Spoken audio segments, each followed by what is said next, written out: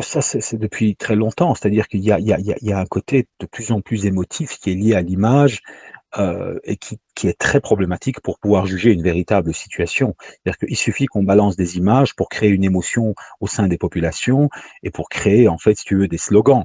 Mais à un moment donné, lorsque tu dois analyser la situation de A à Z, tu dois prendre en considération tous les paramètres. Alors, le fait que le corps médical a subi, on va dire, une véritable hécatombe durant cette période de pandémie, c'est une évidence et il faut leur rendre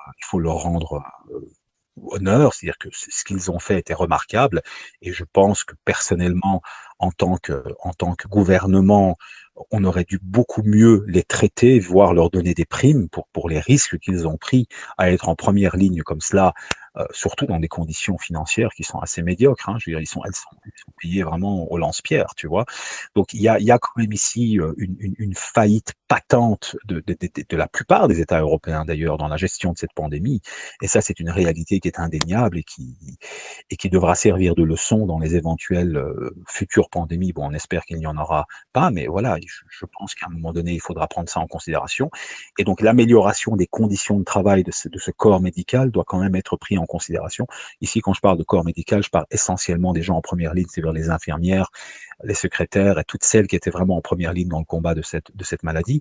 Maintenant, de là à justifier toute une série de comportements qui sont également tout autant inacceptables, qui sont le fait de montrer des doigts d'honneur vis-à-vis de l'autorité de cette manière-là, en leur jetant des cailloux qui étaient aussi gros qu'une bouteille, ben, je veux dire, à un moment donné, il faut pas non plus pousser le bouchon aussi loin. C'est-à-dire que voilà, il y a des raisons pour le corps médical et les infirmières d'être fâchés et en colère, mais de la même manière, la police peut être en colère des conditions de travail qu'elle a.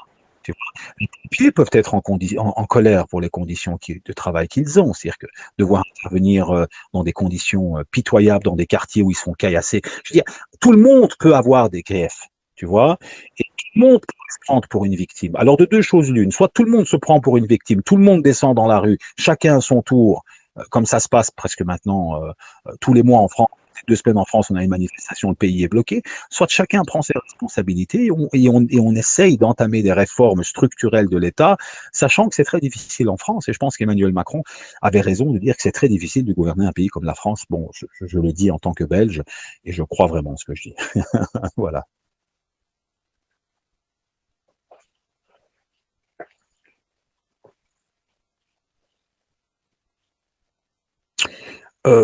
Évidemment, c'est-à-dire qu'aujourd'hui, on s'est rendu compte, en fait, si tu veux, du poids.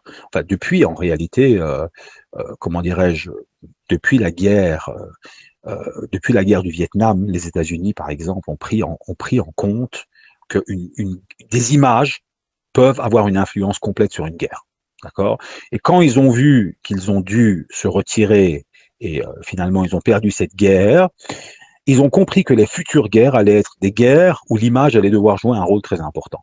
Et donc, par exemple, si tu te rappelles, bon, tu étais peut-être jeune, mais en 1991, lorsque la première invasion d'Irak, la première guerre d'Irak a eu lieu, la guerre était couverte médiatiquement tout à fait différemment. C'est tous les jours, tu avais une conférence de presse, il y avait plein d'images. Et donc, la propagande de guerre a complètement changé d'ailleurs depuis la guerre du Vietnam. Suite à cela, je ne veux pas commencer à refaire un cours d'histoire par rapport à la manière dont l'image a évolué avec l'évolution des moyens technologiques. Aussi, aujourd'hui, avec un clic sur YouTube, tu as tout. Tous les gens ont un smartphone, ils filment plus ou moins tout et n'importe quoi, ils balancent ça sur Internet. Donc, tu as des milliards de vidéos qui circulent, qui certaines sont récupérées par des médias qui vont éventuellement les publier. Et donc, ce qu'il y a, c'est que le poids de l'image combiné à l'instantanéité de ce que tu vois, crée, si tu veux, des émotions qui peuvent avoir un impact très très grand dans les différentes formes de mobilisation, indépendamment de la réalité des faits. Tu vois. Et donc aujourd'hui, bah, tu vas avoir des manipulations très très fréquentes de la part de tous les partis finalement, de tous les groupes, soit pour essayer de salir le groupe contre lequel ils se battent, soit pour essayer de créer une émotion parmi les gens qu'ils tentent de mobiliser contre les autres.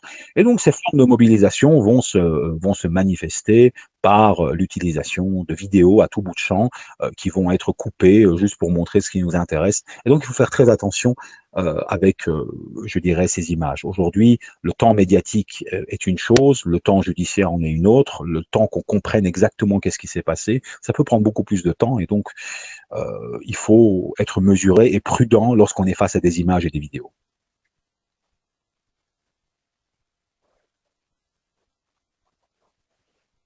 Ben, c'est-à-dire que déjà, il faut savoir tout ce que je viens d'expliquer, il faut comprendre ce que je viens d'expliquer, il faut intégrer ce que je viens d'expliquer, et donc ne pas tomber ni dans les théories du complot qui voient du complot partout, parce qu'en fait, t'as des images qui sont réelles, tu vois ce que je veux dire. Donc tu as véritablement des vidéos qui sont vraies, de certaines choses terribles qui sont en train de se passer, mais d'un autre côté, savoir qu'il y a aussi beaucoup de manipulation, donc trouver en fait un entre-deux, confronter les vidéos avec les autres récits qui sont rapportés et essayer, si tu veux, en tant qu'être humain rationnel, parce qu'aujourd'hui tu as accès à énormément de sources d'informations, tu as des sources d'informations traditionnelles, tu as des sources d'informations alternatives, et donc je pense qu'aujourd'hui, bon, le problème c'est que ça prend beaucoup de temps, c'est pas facile donc de s'informer correctement, mais je pense qu'à partir du moment où le sujet nous tient à cœur, il est de notre devoir de prendre le temps d'essayer, si tu veux, d'écouter l'ensemble des voix par rapport à cette question pour comprendre en fait laquelle a une cohérence qui est plus grande. Et ça, c'est un travail pas facile parce que tu peux pas faire ça sur tous les sujets, évidemment.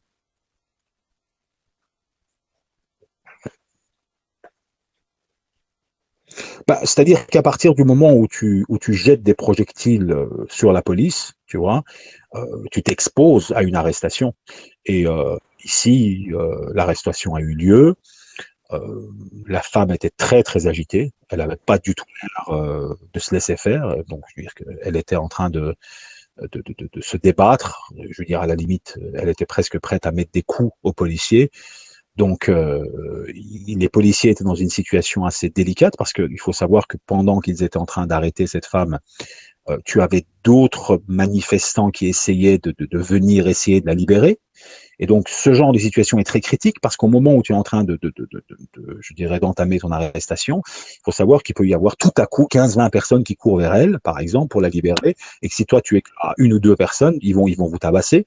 Donc, la police a entouré la scène par une dizaine je dirais, de policiers dans l'objectif de se prémunir contre une éventuelle intervention massive de gens. Ils ont fait leur travail, en fait. Tu comprends?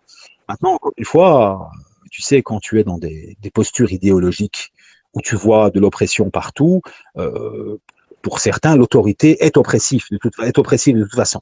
Donc, c'est une oppression structurelle. Donc, la police, elle est mauvaise de toute façon, et donc, par conséquent, on va insulter la police. C'est pas des choses à faire. La police, elle fait son travail, elle doit maintenir l'ordre.